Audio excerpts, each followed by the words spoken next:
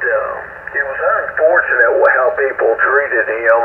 They would take advantage of him and tell him they would help take care of him. We had a family that said they were going to take him in and take care of him. And when I went over to visit with him, they had moved him into a little portable storage building outside. They were taking all of his money and spending it on themselves. That wasn't a church family, it was just a family in the community.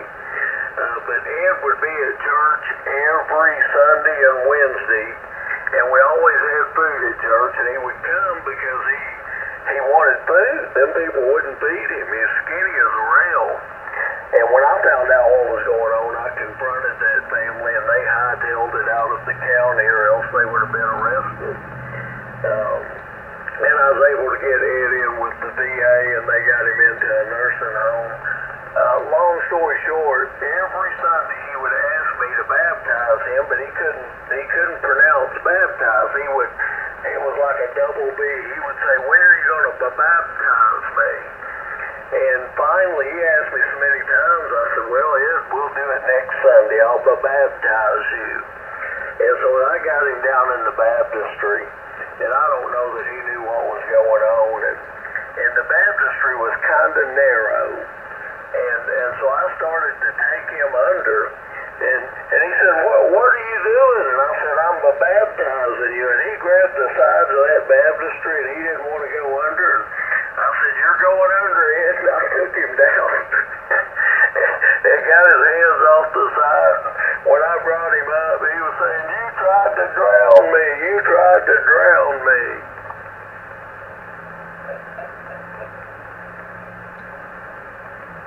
So he got baptized. Well, you're a big thing, Don. I mean, if he was not quite right, you shouldn't have took advantage of him trying to drown him.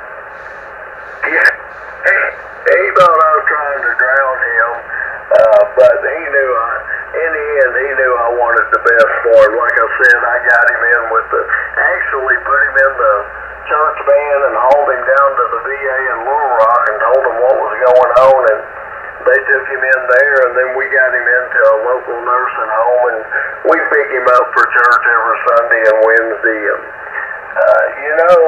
he wasn't right in the mind, but the problem was it was that Agent Orange that affected him really bad. And he didn't have any friends whatsoever, so the church just took him in.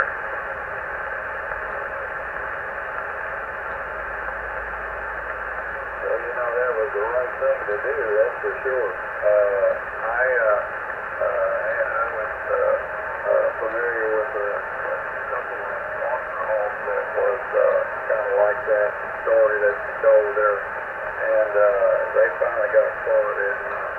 I don't know exactly what happened to them. I think they shipped them out of town or something. Yeah, them people that take advantage of those poor folks and less fortunate and orphans and so forth, they need to be prosecuted to the fullest extent of the law. That is right.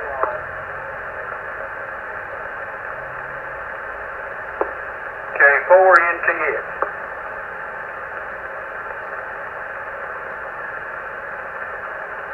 Guys, do I sound any different now? A lot different. What are you on? I changed radios here, me.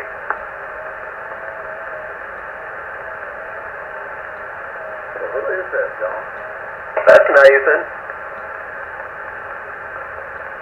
Oh, I didn't even recognize his voice.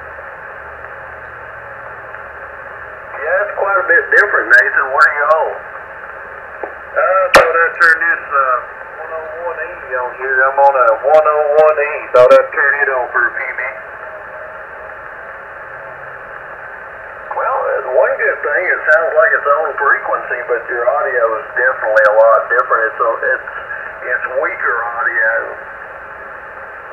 Oh, is it a little bit loud audio? Yeah. frequency there, doing about 150 watts, just so radio is here.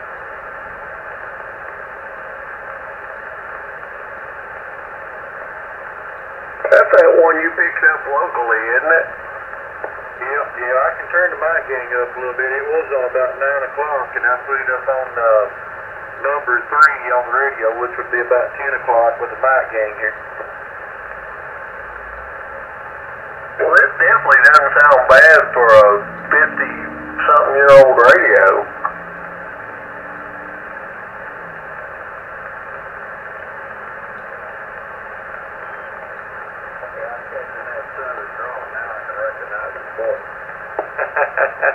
Hey, Roger. Well, it's 10 over 9 down here by Nashville, Tennessee. That's definitely getting out. This is the other nation, KI4KN. Hey, good even time, yeah? Oh, yeah, that thing, I can hear a little pop when you key that thing up. At first I was going to mention it, and then when you said you were on the 101E, I was like, well, if that's all it's doing, you just seem to be dead on frequency.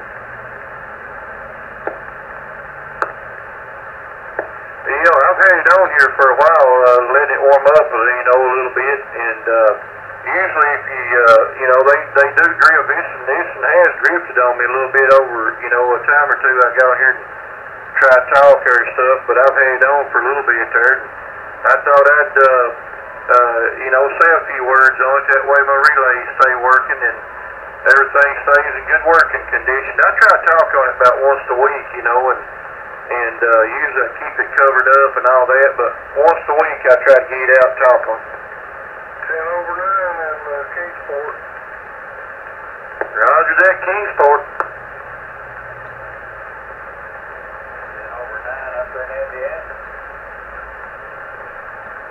It's about 20 over 9 in northeast Arkansas.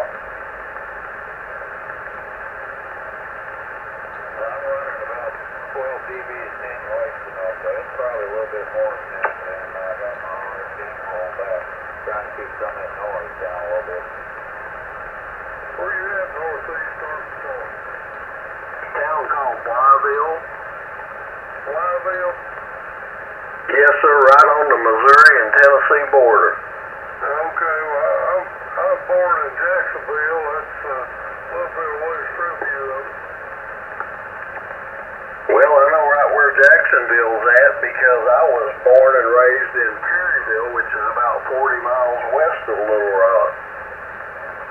Yeah, I was there. I was a service brat, and when I was in the Air Force, my son was born in Jacksonville, too. What's your name? My name's Gary. Golf Alpha Romeo Yankee. Okay, Gary, I don't know if I've met you before. This is John, November 5, India Delta. Yeah, John, it seems like I have, but I couldn't place you being in Arkansas.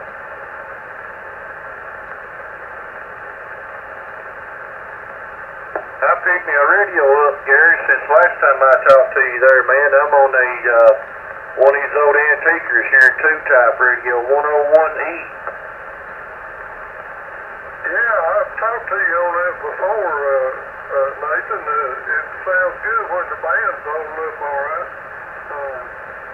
Kind of like me, I'm at the mercy of the band. Oh, Roger, yeah, I didn't know if I talked to you on it or not. I ain't had it too long there. Since about fall of the year there, September or maybe October, whatever that ham fest was in Richmond, Kentucky there, actually, I think it was September. So I ain't had it too long there, but yeah. Yeah, it sounds good. I mean, I know it's you when you key up, no problem. What kind of mic is on it? Is it a easy mic? No, I've got a Great Bottom D104 on it here. That's, I've had the microphone here for many years there, but plugged it into the radio here and it took right off, so that's what I use on it, is the Great Bottom D104.